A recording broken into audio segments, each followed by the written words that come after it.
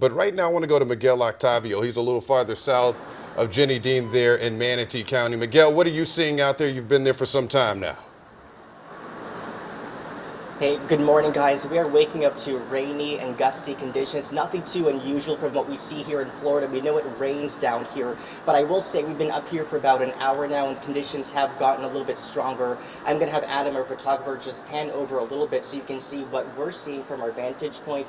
Definitely seeing some rain coming down here, wind picking up from the right to my direction, and those conditions getting a little bit stronger since we've been awake here. Maybe a sign of what's to come here in Sarasota. But I will say, based on what we heard from officials here so far, the emergency management chief saying that this is a pretty dire situation if the forecast from what we're seeing stays true to what we're seeing. Again, still a lot of uncertainty. Things can change in a split second, but a little bit of a contrast based on what we're seeing here in the last few days. He's saying he's concerned about the lack of people he's seeing in evacuation shelters. He wants those shelters to be filled up more. He's saying that means less people might be not evacuating from those zones that they need to. Talking about folks in mobile homes, RVs, folks in coastal areas, folks who might be more vulnerable to the conditions we might see here later from Hurricane Ian. So really the key message here now is please make sure you are prepared. If you are in one of those evacuation sites, get to higher ground and make sure you have those preparations and those plans ready because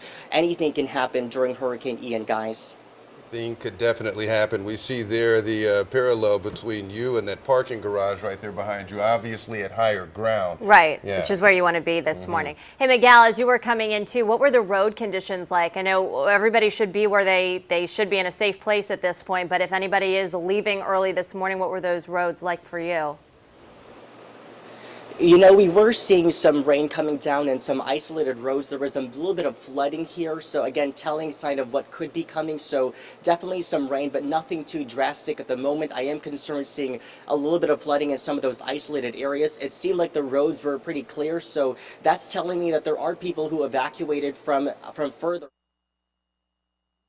Emergency management chief was saying he's still seeing a lack of people in those evacuation shelters, so he's wanting to see those sites to be filled up even more. I saw some folks with their homes boarded up as well, so it seems like there are folks who are taking this seriously, but again, we want to make sure that everyone, especially in those vulnerable positions, can get to higher ground, especially at some point later today, because you do not want to be evacuating when this storm finally hits closer to our area. All right, Miguel. Higher ground, right? Yeah. That is the reminder for folks out there.